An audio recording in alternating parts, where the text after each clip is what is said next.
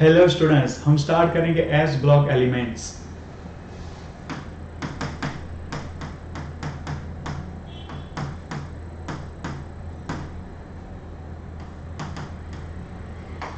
हम जानते हैं कि टोटल 4 प्रकार की ऑर्बिटल्स होती है, S P D and F orbital. अगर किसी एलिमेंट की इलेक्ट्रॉन कॉन्फ़िगरेशन में लास्ट इलेक्ट्रॉन अगर एस ऑर्बिटल में इंक्लूड होता है, ऐड होता है, तो उसे हम एस ब्लॉक एलिमेंट कहते हैं। अगर पी में एंटर होता है तो उसे हम पी ब्लॉक एलिमेंट कहते हैं। डी में एंटर होता है तो हम डी ब्लॉक एलिमेंट कहते हैं। और अगर एफ में लास्ट इलेक्ट्रॉन एंटर होता है तो उसे हम एफ ब्लॉक एलिमेंट कहते हैं। तो सबसे पहले हम डिस्कस करने जा रहे हैं that is S block element. हमें पता है कि एस ऑर्बिटल की सब ऑर्बिटल सिर्फ एक ही होती है, कुल मिलाकर एक ही एस ऑर्बिटल होती है। And as per Pauli's exclusion principle एक ऑर्बिटल में 2 इलेक्ट्रॉन ऑक्यूपाई हो सकते हैं, तो कुल मिलाकर एस ऑर्बिटल की कैपेसिटी होती है 2 इलेक्ट्रॉन्स की। तो पूरे पीरियोडिक टेबल में एस ब्लॉक के 2 ग्रुप्स होते हैं। एस ब्लॉक के 2 ग्रुप्स होते हैं, group number 1 and group number 2, जिनकी इन जनरल इलेक्ट्रॉन कॉन्फ़िगरेशन होती है NS1 एंड NS2। तो ग्रुप 1 को NS1 और ग्रुप 2 को NS2 जनरल इलेक्ट्रॉन कॉन्फ़िगरेशन है। NS1 जो होती है ग्रुप नंबर 1, उसे अल्कली मेटल्स कहते हैं स्टूडेंट्स, अल्कली मेटल्स। और NS2 जो है उसे हम अल्कलाइन अर्थ मेटल्स कहते हैं, अल्कलाइन अर्थ मेटल्स कहते हैं, अल्कलाइन अर्थ मेटल्स। ठीक है, चलिए तो सबसे पहले हम डिस्कस करेंगे ग्रुप 1 जिसे हम कहते हैं अल्कली मेटल्स। ठीक है, अल्कली मेटल्स के एग्जांपल्स में हमें पता होना चाहिए, they are lithium, sodium, potassium, rubidium, caesium and francium. ये जो फ्रांसियम है स्टूडेंट्स, ये फ्रांसियम लिक्विड रेडियोएक्टिव मेटल है, जिसकी बहुत कुछ केमिस्ट्री एक्सप्लोर नहीं हुई है। तो बहुत सारी चीजों में हम फ्रांसियम को एक्सक्लूड करके रेस्ट ऑफ द डिस्कशन करेंगे। और रेस्ट एलिमेंट्स की अगर बात करें, lithium, sodium, potassium, rubidium, caesium, ये जो होती है सारी सॉफ्ट सॉलिड मेटल्स है। Soft solid metals can be cut with knife. आप उसे नाइफ से बहुत इजीली काट सकते हैं, can be cut with knife. They have very high reactivity, cannot be kept in open air। अब उसे एयर में खुला नहीं रख सकते। मोस्ट ऑफ द मेटल्स ऐसी है जो एयर से डायरेक्ट रिएक्ट कर जाती है। डायरेक्ट रिएक्ट करने पर वो अपना ऑक्साइड या तो हाइड्रोक्साइड बना लेती है अपने सरफेस पर, और ये रिएक्शन बहुत ही वायलेंट होती है, एग्रेसिव होती है। इसलिए इन जनरली इन लोगों को ओपन एयर में नहीं रखा जाता। इन सबको रखा कहाँ जाता है? These are kept in kerosene. These are kept in kerosene. लेकिन यहाँ पर भी एक एक्सेप्शन है, ध्यान रखें, lithium has very low density. इन सब की डेंसिटी के बारे में हम बाद में बात करेंगे डिटेल में। इन सब की डेंसिटी में लिथियम की डेंसिटी सबसे कम है, हाफ दैट ऑफ वाटर से भी हाफ डेंसिटी है इसकी। वाटर की डेंसिटी हमें पता है 1.0 है, लिथियम की डेंसिटी ऑलमोस्ट 0.52 है, वाटर से भी हाफ है। आप लिथियम को अगर आप केरोसिन में भी डालोगे ना, तो केरोसिन के ऊपर भी वो फ्लोट करने लगता है। And due to that reason उसको केरोसिन में भी नहीं रखते हैं, उसको पैराफिन वैक्स में रखते हैं। It is kept in paraffin oil या तो पैराफिन वैक्स। ठीक है, तो ये सारी हाईली रिएक्टिव मेटल है। और साथ में ये भी याद रखिए कि इन सब की जनरल इलेक्ट्रॉन कॉन्फ़िगरेशन अगर मैं बताना चाहूं, जनरल जनरल इलेक्ट्रॉन कॉन्फ़िगरेशन की अगर मैं बात करूं, जनरल इलेक्ट्रॉन कॉन्फ़िगरेशन की अगर मैं बात करूं, तो it is going to be inert gas. यहाँ पर इनर्ट गैस आएगा और साथ में यहाँ पर क्या बन जाएगा, NS1 बन जाएगा, जहाँ पर N क्या है, प्रिंसिपल क्वांटम नंबर है, प्रिंसिपल क्वांटम नंबर है। और दूसरा बहुत इंपॉर्टेंट अगर आप नोट कर सके तो ये है पीरियड नंबर है, ऐसा भी आप कह सकते हैं। तो this is all about the general introduction about the S block elements. ठीक है, अब एक के बाद एक हम इसकी फिजिकल प्रॉपर्टीज के ऊपर हम डिस्कशन करेंगे।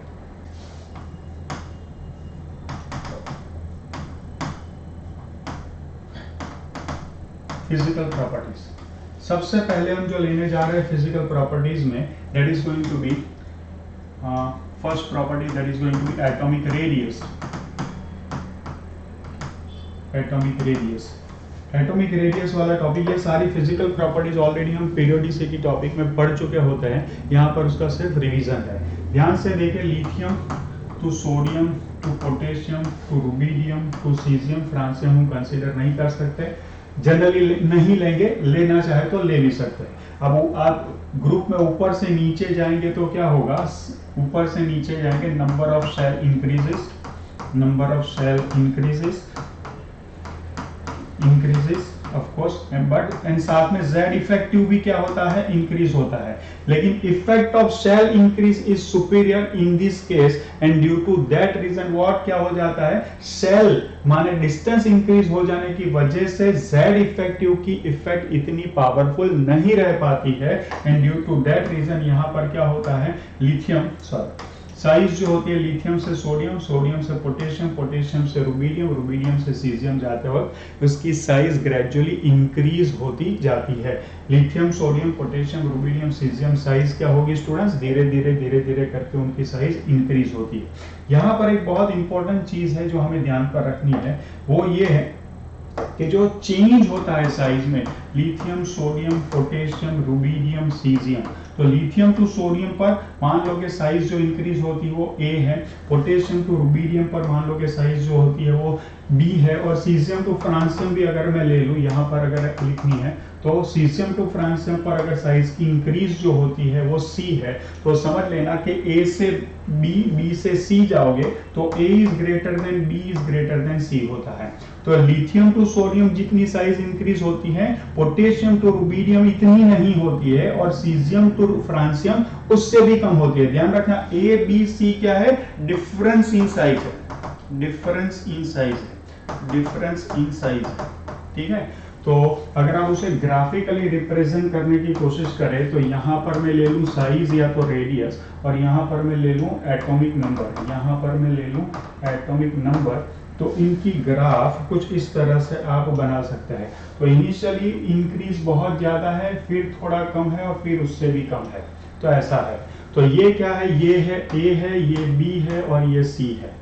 तो A to B means sorry, lithium to sodium size increase बहुत अच्छा, पोटेशियम टू रुबिडियम इंक्रीज तो होता है, उससे कम होता है, सीजियम टू फ्रांसियम उससे भी कम होता है। यहाँ पर सिर्फ P ऑर्बिटल्स का इन्वॉल्वमेंट है, यहाँ पर D ऑर्बिटल्स का इन्वॉल्वमेंट है, यहाँ पर F ऑर्बिटल्स का इन्वॉल्वमेंट है। तो होता यह है कि यहाँ P है, यहाँ D है, यहाँ पर F ऑर्बिटल है, और समझ लेना कि A to B, B to C gradually atomic radius या तो साइज क्या होगी, डिक्रीज होगी। नेक्स्ट पॉइंट जो हम लेंगे वो लेंगे हम आयोनिक रेडियस का। आयोनिक रेडियस, आयोनिक रेडियस में कोई इश्यू नहीं students, lithium Li plus, Na plus, K plus, Rb plus, Cs plus, ऊपर से नीचे जाएंगे क्या हो जाएगा, नंबर ऑफ शेल इंक्रीज होते हैं, number of shell increases, radius क्या हो जाएगी, इंक्रीज हो जाएगी। कोई दिक्कत नहीं है, कोई एक्सेप्शन नहीं, लिथियम टू सोडियम जाओगे, पोटेशियम, रुबिडियम, सीजियम क्या होगी, साइज इंक्रीज होती चली जाएगी। ठीक है, चलिए थर्ड पॉइंट लेते हैं, that is ionisation energy. Ionisation energy, ionisation energy क्या होती है स्टूडेंट्स, जिसे हम IeV कहते हैं और IPV कहते हैं, ठीक है। आयोनाइजेशन एनर्जी का मतलब ये होता है कि इलेक्ट्रॉन को निकालने के लिए हमें जो एनर्जी देनी पड़ती है उसे हम आयोनाइजेशन एनर्जी कहते हैं। अब ये समझिए कि सारे एलिमेंट्स अपने पीरियड के फर्स्ट एलिमेंट्स हैं, उनकी साइज अपने पीरियड्स में सबसे ज्यादा होती है and due to that reason उसमें अगर आप एनर्जी दोगे तो इलेक्ट्रॉन बहुत ही आसानी से निकल जाता है and due to that reason अपने रिस्पेक्टिव पीरियड में इन सभी एलिमेंट्स की आयोनाइजेशन एनर्जी की वैल्यू क्या होती है, मिनिमम होती है। सभी एलिमेंट्स के कंपैरिजन में, अपने पीरियड के सभी एलिमेंट्स की कंपैरिजन में ये फर्स्ट है तो साइज सबसे बड़ी है, साइज सबसे बड़ी है तो इलेक्ट्रॉन का निकलना सबसे आसान है, तो इन सब की आयोनाइजेशन एनर्जी की वैल्यू क्या होती है, इन सब की आयोनाइजेशन एनर्जी की वैल्यू सबसे स्मॉल होती है। अब हम ग्रुप की बात करें, हम lithium, sodium, potassium, rubidium, caesium, francium की बात करें तो लिथियम टू फ्रांसियम अगर हम जाते हैं तो साइज इंक्रीज होती है, साइज इंक्रीज होती है, इलेक्ट्रॉन न्यूक्लियस से दूर जाता है तो इलेक्ट्रॉन को निकालना आसान हो जाएगा, और इलेक्ट्रॉन को निकालना आसान है मींस इसको निकालने के लिए जो एनर्जी चाहिए वो कम है। इसका मतलब ये हो गया कि आयोनाइजेशन एनर्जी की वैल्यू क्या होगी, ग्रेजुअली डिक्रीज होगी। तो लिथियम से बात करें, lithium to sodium, sodium to potassium, rubidium, caesium and francium की बात करें तो lithium, sodium, potassium, rubidium, caesium, francium की बात करें तो यहां से यहां जाते हैं तो क्या होता है स्टूडेंट्स,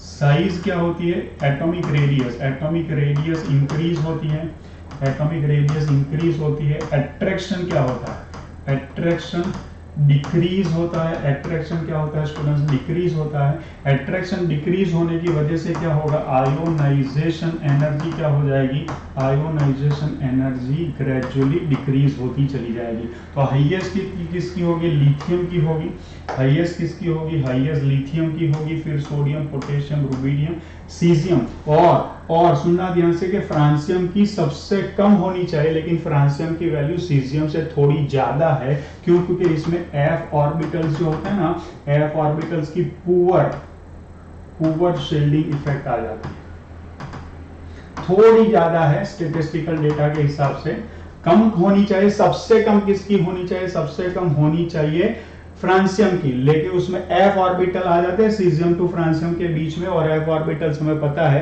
कि सबसे अच्छी शील्डिंग इफेक्ट होती है s की, फिर p की, फिर d की, एंड सबसे कम होती है f ऑर्बिटल्स की। तो f ऑर्बिटल्स की पुअर शील्डिंग इफेक्ट होने की वजह से न्यूक्लियस का अट्रैक्टिव पावर क्या रहता है, अच्छा रहता है, and due to that reason उसमें से इलेक्ट्रॉन निकालने के लिए सीजियम की कंपैरिजन में स्लाइटली फ्रांसियम के केस में थोड़ी ज्यादा एनर्जी देनी पड़ती है। तो ये जो पार्ट है ये थोड़ा सेंसिटिव है, आप इसको ठीक से प्रिपेयर करें। लिथियम की हाईएस्ट, फिर सोडियम, फिर पोटेशियम, फिर रुबिडियम, फिर सीजियम, और due to that reason only we can say कि caesium has the lowest IE in periodic table, ठीक है। और इसके साथ साथ हम एक दो और टॉपिक इसके साथ भी डिस्कस कर लेते हैं, वो है इलेक्ट्रोपॉजिटिव नेचर।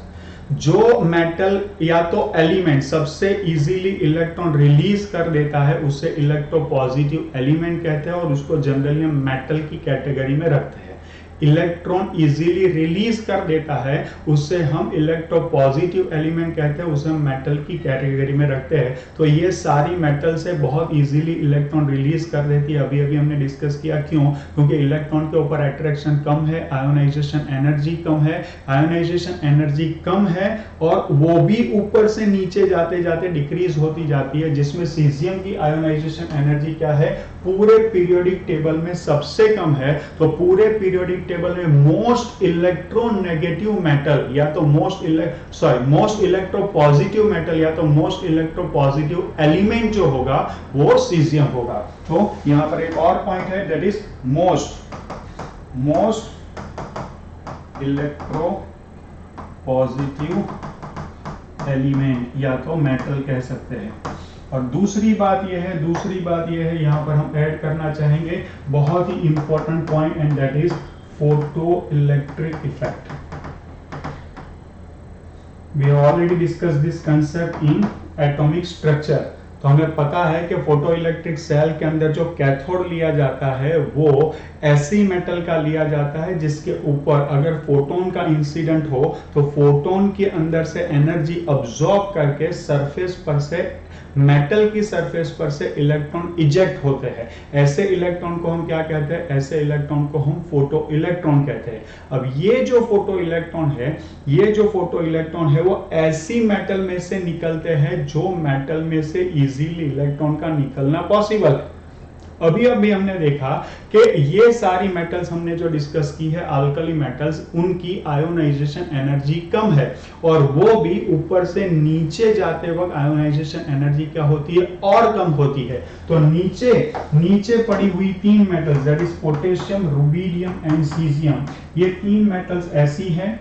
पहले तो ये सारी अल्कली मेटल्स की आयोनाइजेशन एनर्जी कम है, ये हमें पता होना चाहिए। और ऊपर से नीचे जाते जाते पोटेशियम, रुबिडियम, सीजियम, ये तीन नीचे पड़ी हुई जो मेटल्स है, ये तीन नीचे पड़ी हुई मेटल्स की क्या होती है? इनकी आयोनाइजेशन एनर्जी बहुत कम होती है, उसमें भी सीजियम की सबसे कम है। तो फोटो इलेक्ट्रिक सेल अगर आपको कंस्ट्रक्ट करना है तो फोटो इलेक्ट्रिक सेल में मेटल की जो कैथोड प्लेट होती है वो कैथोड मेटल प्लेट के फॉर्म में आप पोटेशियम, रुबिडियम, सीजियम को यूज कर सकते हैं। And the best choice is what? Caesium. क्यों? क्योंकि उसकी आयोनाइजेशन एनर्जी पूरे पीरियोडिक टेबल में सबसे कम है। उसके ऊपर फोटोन अगर जब इंसिडेंट होगा तो बहुत विजिबल रीजन का फोटोन अगर उसके ऊपर इंसिडेंट होगा तो बहुत आसानी से वो इलेक्ट्रॉन को इजेक्ट करेगा and that will show you the enough sufficient and good result of photo electric effect. अब हम देखेंगे next point and that is third point, fourth point, whatever, melting point and boiling point. अभी जैसे मैंने आपको बताया कि लिथियम की बात करें, lithium, sodium, potassium, rubidium, caesium, francium को छोड़ दे, ये सारे अपने अपने पीरियड के फर्स्ट एलिमेंट है। ये सारी जो अपने अपने पीरियड की अगर फर्स्ट एलिमेंट है, फर्स्ट मेटल है, तो डेफिनेटली उनकी साइज क्या होगी? बड़ी होगी। साइज क्या होगी स्टूडेंट्स? बड़ी होगी। साइज अगर बड़ी होगी तो क्या होगा? जब वो सॉलिड क्रिस्टलाइन फॉर्म में आएंगी, सॉलिड क्रिस्टलाइन फॉर्म में आएंगी तो क्या होगा? उनके बीच में एटम टू एटम के बीच में जो मेटल मेटल बॉन्ड बनता है, क्या बनता है? मेटल मेटल बॉन्ड बनता है, मेटल मेटल बॉन्ड, जिसे कि आप मेटलिक बॉन्ड भी कह सकते हैं। Metallic bond strength is poor due to large size, due to large atomic size. So they have very weak force of attraction, and hence all are very soft metals, and their MP, melting point, and boiling points are very low. Other metals की comparison में उनके melting point, boiling point क्या होते हैं students? लो होते हैं। अब internal comparison करते हैं कि lithium, sodium, potassium, rubidium, caesium की बात करें तो लिथियम स्मॉल है, सोडियम उससे बड़ा है, पोटेशियम उससे बड़ा है, रुबिडियम उससे बड़ा है, सीजियम सबसे बड़ा है। तो जैसे आप ऊपर से नीचे जाओगे तो साइज और भी बढ़ती जा रही है। साइज अगर और भी बढ़ती जा रही है तो क्या होगा? तो सब एटम्स के बीच में जो इंटरेक्शन होगा मेटल मेटल बॉन्डिंग का, वो मेटल मेटल बॉन्डिंग का जो इंटरेक्शन है या तो अट्रैक्शन है, तो वो लिथियम से सीजियम तक जाते जाते क्या हो जाता है? कम होता जाता है। एट्रैक्टिव फोर्स डिक्रीजेस, तो बाहर से उसे तोड़ने के लिए जो एनर्जी देनी पड़ रही है वो एनर्जी क्या होगी? कम होगी। तो lithium to sodium to potassium to rubidium to caesium आप जाओगे तो मेल्टिंग पॉइंट, बॉइलिंग पॉइंट क्या होंगे? डिक्रीजिंग ऑर्डर में आपको मिल जाएंगे, डिक्रीजिंग ऑर्डर में मिल जाएंगे। तो lithium, sodium, potassium, rubidium, caesium, तो मेल्टिंग पॉइंट सबसे ज्यादा किसका होगा? सबसे ज्यादा लिथियम का, फिर सोडियम, पोटेशियम, रुबिडियम, सीजियम, ये ऑर्डर में आपको मिल जाएंगे। यहाँ कोई एक्सेप्शन नहीं होता है, सभी मेटल्स जो होती है, सभी मेटल्स का क्रिस्टल स्ट्रक्चर सेम होता है। All these metals are in BCC crystal lattice, BCC crystal lattice, that is called body centred cubic. एक क्यूब ले ले, क्यूब के 8 कॉर्नर्स पर मेटल के एटम्स होंगे और क्यूब के सेंटर में भी मेटल का एटम होगा, और कोऑर्डिनेशन नंबर अगर आप चाहे तो लिख सकते हैं, इसका कोऑर्डिनेशन नंबर 8 होगा। क्यों? क्योंकि सेंटर में मान लो कि लिथियम की बात करें, मान लो कि सोडियम की बात करें, तो एक क्यूब है, मान लो कि ये रूम है, रूम के ऊपर 4 कॉर्नर्स होते हैं, वो सीलिंग के 4 कॉर्नर्स होते हैं फ्लोर के, तो 8 कॉर्नर्स जो होते हैं, 8 कॉर्नर्स पर सोडियम एटम्स है, और रूम के बिल्कुल सेंटर में भी क्या है, सोडियम एटम है। तो एक सोडियम एटम के आसपास और 8 सोडियम एटम्स होते हैं। लेकिन ये सारे एटम्स ऐसे हैं, ये सारे एलिमेंट्स ऐसे हैं जो अपने पीरियड के फर्स्ट एलिमेंट्स है, साइज सबसे बड़ी है। साइज सबसे बड़ी होने की वजह से मेटल मेटल बॉन्डिंग क्या होती है, वीक होती है, and due to that reason उनको बहुत आसानी से आप you can cut these metals with an regular normal kitchen knife also, they are very soft silvery white metals.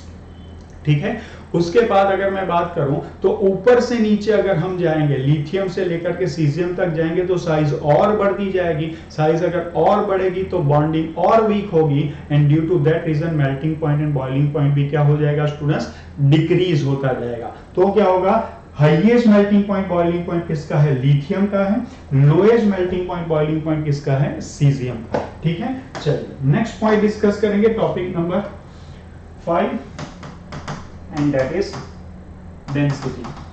बहुत इंपॉर्टेंट, ध्यान रखना, ठीक है ना। चलो, तो जनरली क्या होता है, ये सारे एलिमेंट्स अपने पीरियड के सबसे पहले एलिमेंट्स है, ठीक है, अपने पीरियड के सबसे पहले एलिमेंट्स है। साइज सबसे बड़ी है, साइज सबसे बड़ी है, और मास सबसे कम है। क्यों? क्योंकि लेफ्ट टू राइट जाओगे तो एटॉमिक नंबर बढ़ेगा तो मास नंबर भी बढ़ेगा, ठीक है, या तो एटॉमिक वेट भी बढ़ेगा। तो फर्स्ट एलिमेंट जो होगा उसका मास सबसे कम होगा, वॉल्यूम सबसे ज्यादा होगा। तो डेंसिटी की फॉर्मूला क्या है स्टूडेंट्स, डेंसिटी की फॉर्मूला कुछ इस तरह से है, डेंसिटी की फॉर्मूला कुछ इस तरह से है, that is mass upon volume. तो मास क्या है, मास सबसे कम है और वॉल्यूम सबसे ज्यादा है। So these metals have lowest density in their period, सबसे कम डेंसिटी है अपने पीरियड। ठीक है, समझ में आ गई होगी बात, क्लियर है। अब इससे आगे जाएंगे हम, lithium, sodium, potassium, rubidium, caesium, francium पर जाएंगे। फ्रांसियम को छोड़ दे, वो रेडियो एक्टिव है। तो ऊपर से नीचे हम जाएंगे, तो याद रखना कि ग्रुप में ऊपर से नीचे जब आप ट्रैवल करते हो, सुनना ध्यान से, ग्रुप में ऊपर से नीचे जब आप ट्रैवल करते हो तो इन वॉल्यूम भी इंक्रीज होता है और मास भी इंक्रीज होता है, but increase in mass is dominant over increase in volume. ध्यान रखना, बहुत important, increase in mass is dominant over increase in volume. तो क्या होगा, so as we go from top to bottom, increase in mass is dominant over increase in volume. So density क्या होगी बताओ, density increases. क्यों? क्योंकि मास भी बढ़ता है, वॉल्यूम भी बढ़ता है, लेकिन मास ज्यादा बढ़ता है वॉल्यूम की कंपैरिजन में। तो क्या होगा, lithium, sodium, potassium, rubidium, caesium. तो क्या आना चाहिए बताओ, तो ये ऑर्डर आएगा कुछ ऐसे, lithium, sodium, potassium, rubidium, caesium. लेकिन यहाँ पर बहुत इंपॉर्टेंट है, यहाँ पर ध्यान रखना है कि यहाँ एक चेंज है। यहाँ चेंज क्या है स्टूडेंट्स, ध्यान से देखेंगे, ध्यान से, कि लिथियम जो है, लिथियम ये है, सोडियम ये है, पोटेशियम। तो ये हो गया 1s2 2s1, ये हो गया 1s2 2s2 2p6 3s1। यहां से यहां आते हुए क्या हुए, यहां से यहां आते हुए 8 इलेक्ट्रॉन्स ऐड हो गए। अब इसको ध्यान से देखो, ये हो गया 1s2 2s2 2p6 3s2 3p6। ध्यान से 3d भी होती है, वो 0 होती है, और ये है 4s1। यहां से यहां आते वक्त क्या हुए, 8 इलेक्ट्रॉन्स ऐड हुए, उतना ही रिस्पेक्टिव मास भी ऐड हुआ, लेकिन यहां से यहां आते हुए क्या हुआ, 2s 2p में कोई एक्स्ट्रा ऑर्बिटल नहीं है जो खाली है, लेकिन 3s 3p के साथ 3d भी है जो ये 3d ऑर्बिटल खाली है। ध्यान से देखो तो क्या हुआ, यहां से यहां आते वक्त, यहां से यहां सोडियम से पोटेशियम तक आते आते क्या हुआ, सोडियम से पोटेशियम तक आते हुआ आते 8 इलेक्ट्रॉन्स ऐड हुए, लेकिन ये 8 इलेक्ट्रॉन्स को भरने के लिए ये 2 ऑर्बिटल तो यहां से यहां इंक्रीज हुई, यहां से यहां भी इंक्रीज हुई, लेकिन साथ में एक बड़ी सी 3d ऑर्बिटल भी अंदर आ गई, and due to that reason increase in volume becomes dominant, increase in volume becomes dominant. तो ऑर्डर ये हो जाता है, लिथियम आएगा, फिर क्या आएगा, सॉरी लिथियम, फिर पोटेशियम, फिर सोडियम, फिर rubidium and then caesium. So this is very important, और ये जो पार्ट है, ये जो पार्ट है स्टूडेंट्स, आप इसे बहुत अच्छी तरह से याद रखेंगे। एक एक्सेप्शन हमने ऑलरेडी देख लिया है, आयोनाइजेशन एनर्जी वाला, और दूसरा एक्सेप्शन अभी हमने देखा कि लिथियम से पोटेशियम, पोटेशियम के बाद सोडियम, फिर रुबिडियम एंड फिर सीजियम आएगा। ठीक है, ध्यान रखना है आपको। ओके, चलो उसके बाद एक इंपॉर्टेंट पॉइंट है, और वो है 6 नंबर का point, and that is hydration,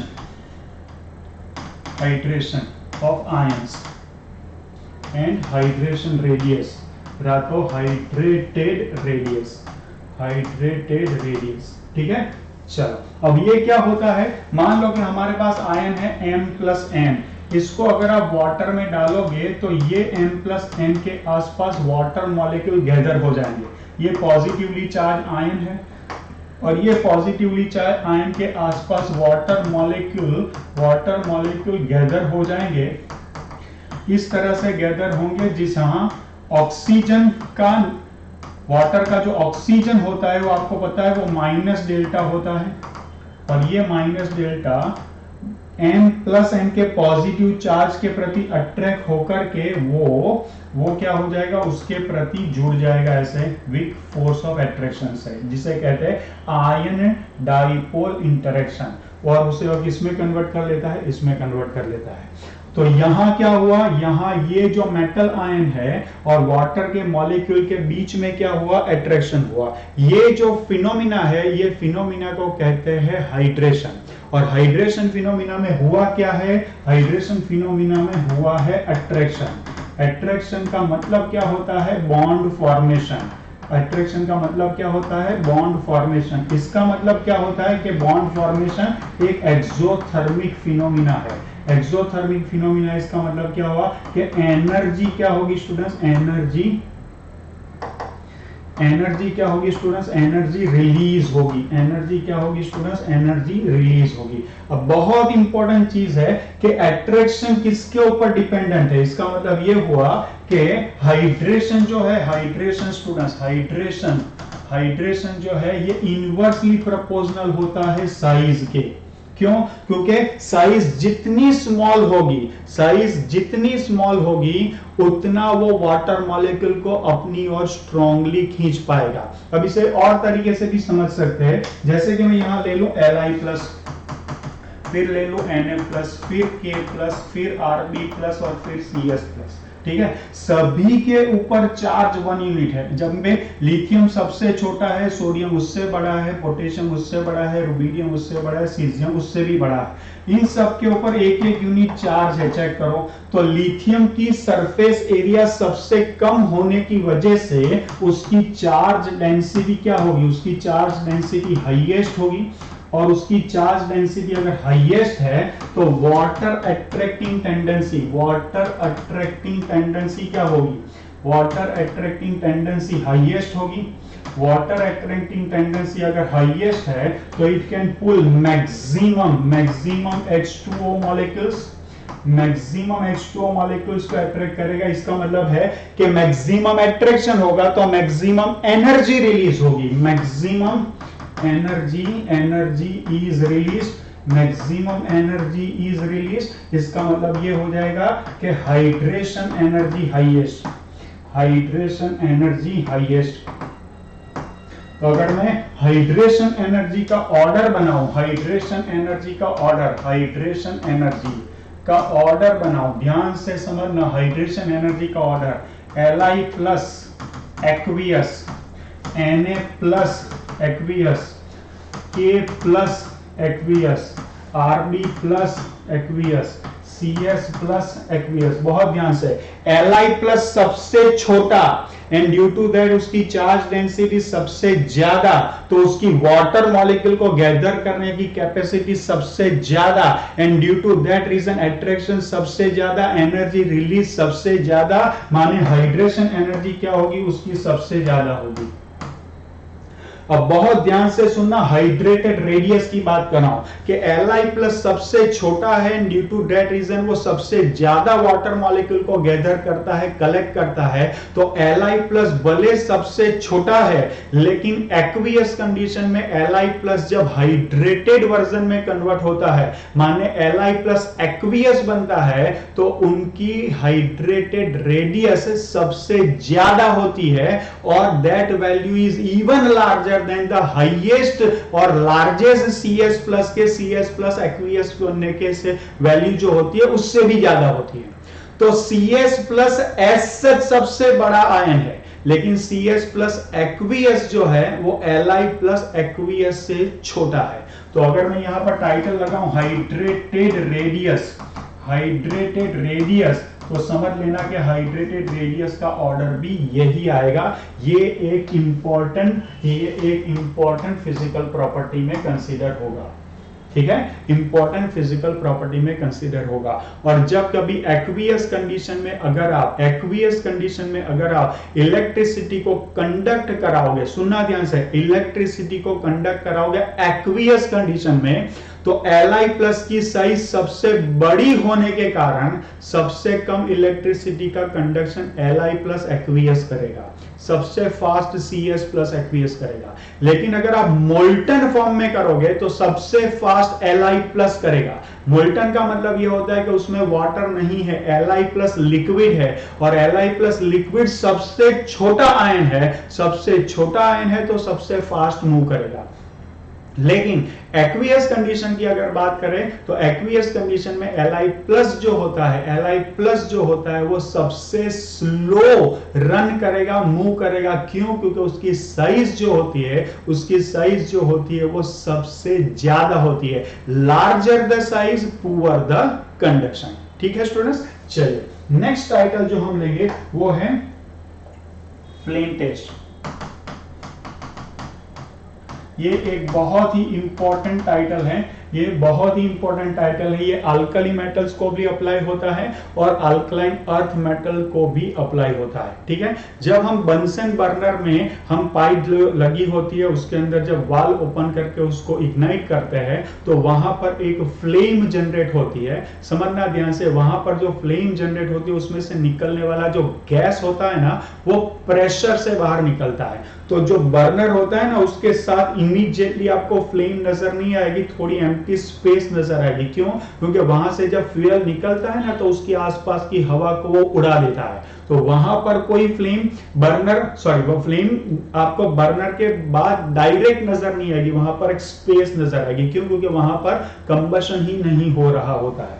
मान लो कि आपके पास ऐसा एक बर्नर है, ठीक है ना, ये बर्नर है, यहाँ पर इसका वाल है, यहाँ से पाइप आ रही है, तो आपको डायरेक्ट इससे लगकर आपको फ्लेम नहीं मिलेगी, फ्लेम थोड़ी ऊपर होगी और साथ में आपको एक और भी छोटी सी फ्लेम अंदर ऐसे दो पार्ट नजर आएंगे। तो पहले तो ये समझ लो कि यहाँ एम्प्टी होगा, क्यों? क्योंकि वो प्रेशर से निकल रही है। दूसरी बात यह कि यहाँ से फ्यूल निकल रहा है, फ्यूल यहां से ऊपर जा रहा है, ठीक है, यहां से ऊपर जा रहा है, नीचे फ्यूल ज्यादा है, एयर कम है। ऊपर क्या होगा? ऊपर जाते जाते फ्यूल कम होगा, एयर ज्यादा होगी। तो यहाँ क्या होगा? एयर ज्यादा, फ्यूल कम। यहाँ क्या होगा? फ्यूल ज्यादा, एयर कम। तो यहाँ एयर ज्यादा, फ्यूल कम, तो उसे ऑक्सीडाइजिंग फ्लेम कहते हैं। उसे क्या कहते हैं? ऑक्सीडाइजिंग फ्लेम कहते हैं। यहाँ फ्यूल ज्यादा, एयर कम, तो उसे रिड्यूसिंग फ्लेम कहते हैं। इसे हम क्या कहते हैं? रिड्यूसिंग फ्लेम कहते हैं। और इन दोनों के बीच में समवेयर अराउंड हियर एयर और फ्यूल का जो प्रपोर्शन होता है ना, प्रपोर्शन, बेस्ट प्रपोर्शन होता है, तो क्या होता है, मैक्सिमम कंबशन होता है, मैक्सिमम कंबशन होता है, मैक्सिमम कंबशन होता है तो मैक्सिमम टेम्परेचर होता है। नीचे उतरो तो फ्यूल ज्यादा है लेकिन उसको कंबशन कराने के लिए एयर कम है, तो टेम्परेचर क्या होगा, यहाँ टेम्परेचर कम होगा। ऊपर जाओ तो क्या होगा, एयर तो ज्यादा है लेकिन फ्यूल कम है तो भी कंबशन कम होगा, तो क्या होगा, टेम्परेचर यहां पर भी कम होगा। इन बिटवीन यहां पर एयर और फ्यूल का जो प्रपोर्शन होता है वो बेस्ट होता है, कंबशन बेस्ट होता है, तो टेम्परेचर भी मैक्सिमम रहता है। टेम्परेचर क्या रहता है, मैक्सिमम रहता है। ठीक है, चलिए अब इसके ऊपर थोड़ा और काम करते हैं। मान लो कि आपके पास यहाँ जो अल्कली मेटल्स है और अल्कलाइन अर्थ मेटल्स भी है जिनके सॉल्ट है आपके पास, इन सॉल्ट को आप हाइड्रोक्लोरिक एसिड के साथ मिक्स करेंगे और प्लेटिनम वायर, जो प्लेटिनम वायर होता है, ऐसे प्लेटिनम वायर होता है, उसकी ऐसा आप एक लूप बना ले और सोडियम क्लोराइड ले लेता हूं मैं, सपोज कोई भी ले सकते हैं, इसको सॉल्ट है, ये सॉलिड है, और हाइड्रोक्लोरिक एसिड डाइल्यूट लेकर के आप क्या करेंगे, इसकी पेस्ट बनाएंगे और ये पेस्ट इसके ऊपर ले लेंगे और ये जो हमारा बर्नर है, बर्नर के रिड्यूसिंग फ्लेम के ऊपर नीचे अगर आप उसको वहां पर गर्म करेंगे तो यू विल फाइंड कि वहां पर आपको एक पर्टिकुलर कलर नजर आएगा। होता क्या है यहाँ पर, तो आपको पता है कि ये सारे जो होते हैं अल्कली मेटल्स और उसके बगल में alkaline earth metal second number पर ही है, तो उनकी भी आयोनाइजेशन एनर्जी कुछ ज्यादा नहीं होती है। तो वहां पर जो इलेक्ट्रॉन होते हैं वो इलेक्ट्रॉन, ये जो एनर्जी होती है बर्नर की फ्लेम की जो एनर्जी होती है उसमें से एनर्जी अब्सॉर्ब करके एक्साइट होते हैं एनर्जी अब्सॉर्ब करके। वहां पर एक्साइटेड स्टेट में ज्यादा लंबे समय तक रुक नहीं पाते हैं, तो जो एनर्जी उन्होंने अब्सॉर्ब की है वो एनर्जी रिलीज करके वो जब रिटर्न होते हैं तो ये रिलीज होने वाली जो एनर्जी है उनकी फ्रीक्वेंसी या तो वेवलेंथ विजिबल रीजन में आ जाने की वजह से उनके पर्टिकुलर कलर हमें नजर आते हैं। फिर से ये सारी जो मेटल्स है या तो मेटल के आयंस भी है तो उनकी आयोनाइजेशन एनर्जी की वैल्यू क्या है, कम है। अगर आप उसे गर्म करोगे तो it will absorb energy from the flame, it will get excited, ज्यादा लंबे समय तक वहां रुक नहीं पाएंगे, तो जो एनर्जी अब्सॉर्ब की है वो रिलीज करके वो फिर से ग्राउंड स्टेट में आएंगे। रिलीज हुई एनर्जी विजिबल रीजन में पर्टिकुलर फ्रीक्वेंसी या तो विजिबल लाइट के वेवलेंथ को एमिट करती है। ये एमिटेड रेडिएशन जो है वो हमें पर्टिकुलर कलर के फॉर्म में नजर आते हैं। तो इन सब के कुछ पर्टिकुलर कलर्स है, वो कलर्स हमें याद रखने हैं। क्यों? क्योंकि वो क्वालिटेटिव प्रैक्टिकल एग्जामिनेशन के लिए भी बहुत इंपॉर्टेंट है। अब यहां पे एक दो चीज बता देता हूं, एक है बेरिलियम और दूसरा है मैग्नीशियम। बेरिलियम मैग्नीशियम अपने ग्रुप में टॉप पर है और अल्कली मेटल के राइट हैंड साइड पर भी है, तो इनकी आयोनाइजेशन एनर्जी रिलेटिवली ज्यादा होने की वजह से उनके इलेक्ट्रॉन्स को एक्साइट करना बहुत डिफिकल्ट रहता है। Due to that reason flame test में वो कोई पर्टिकुलर कलर नहीं देते हैं। ठीक है, बाकी जितने भी है उनको देख ले, lithium, sodium, potassium, rubidium, caesium, beryllium, magnesium, calcium, strontium, barium. ठीक है, तो ये जो लिथियम है उसका क्रिम्सन रेड कलर है, क्रिम्सन रेड कलर। सोडियम का जो है वो गोल्डन येलो कलर है, गोल्डन येलो कलर है। ठीक है, पोटेशियम का वायोलेट कलर है, रुबिडियम का भी वायोलेट है लेकिन उसे हम रेड वायोलेट कहते हैं। सीजियम का ब्लू वायोलेट कलर है।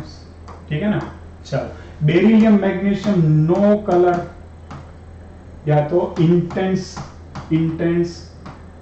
Bright white, intense bright white, लेकिन कलर नहीं होता इनका।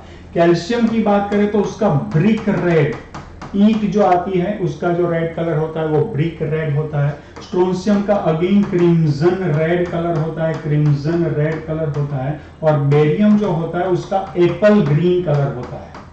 आपको पता है कि ग्रीन कलर के एप्पल्स आते हैं तो एप्पल ग्रीन कलर इसका होता है। तो ये बहुत इंपॉर्टेंट है, एमिशन स्पेक्ट्रम के फॉर्म में आपको इनके कलर मिल जाते हैं। तो ये कुछ थी physical properties of alkali metals.